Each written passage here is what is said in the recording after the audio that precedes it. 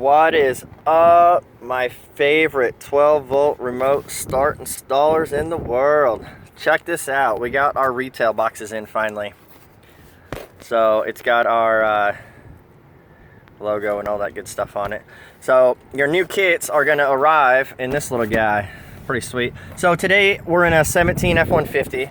I'm going to give you guys a rundown on our new remote start harness and what you can expect to find inside this box.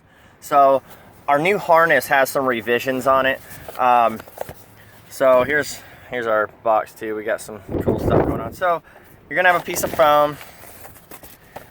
Your kit's gonna be in here in the baggie, and then inside we're gonna have some zip ties, probably a note insert depending on the kit and firmware that you get, and then we got our contact information. If you have any concerns or questions, please contact us before leaving a less than 5-star review.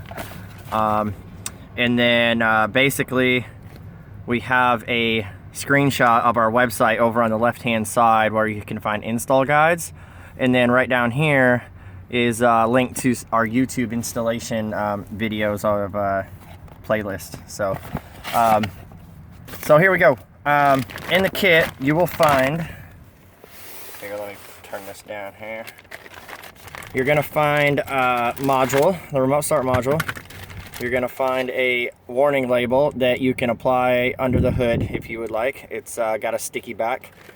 Along with that, you're gonna find a alcohol pad to clean the surface for the sticky decal. And then we got our business card, or I should say referral card. So this will be included in the kit. No limit on referrals. And then you're gonna finally have our new T-harness. So our new T-harness has some revisions from our original that we designed back in, I think it was like October, November last year. So you're gonna have one of two modules in your kit. It's either gonna be this one that has the little LED here on the front, circle LED, okay? Or you're gonna have this one, which still has the red and blue. It uses the same harness. This LED is right here, which is like a little, if you can see it, little rectangle. They both light up. They do the same thing. They're identical. So you're going to have one of these two in here. Some people are complaining that the module they received isn't the one in the video, but you know, it just kind of depends. These ones, they do the exact same thing. The button, the program button, is on the face of this one next to the white connector. This one is over here on the side. So don't get your panties in too much of a wad. They're exactly the same thing. They both work. And you know, for the most part, it kind of depends on which one we have in stock. And because some of our other kits like Toyotas and Nissans use one or the other. So both of these will work on the Ford application. Okay, so breakdown on the harness. You got a blue connector. You plug it in. This one has a disable switch, so on and off.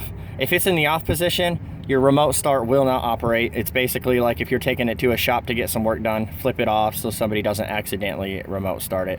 I've seen people put running boards on with the keys in their pocket, and no joke, they would bump it enough times in the right amount of time and it would start their truck. So just safety feature. You don't have to use it, but it's there if you want to. We usually kind of just bring it over here, zip tie it to the side, and then zip tie it up underneath the dash. This is a 3-pin port. It has basically, it's for, let me see, I got one right here. It's for our headlight switch harness in some of our Ford installs.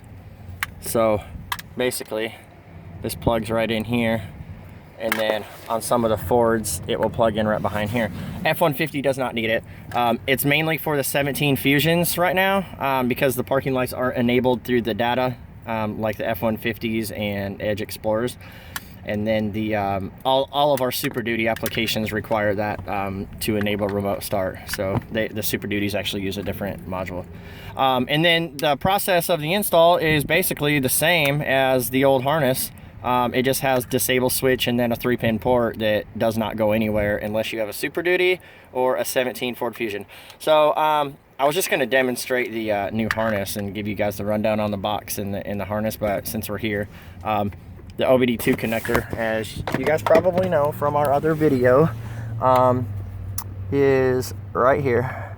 So on the back side, there's a tab facing down, and you unplug it, and then you got basically the, let me get that situated here for you, sorry.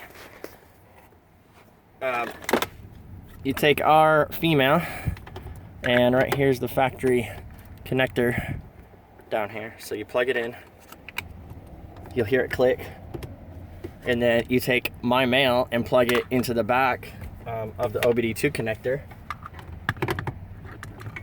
And I can't stress this enough, when you guys think it's in all the way, like push it in, give it a nice firm push and make sure it's all the way seated.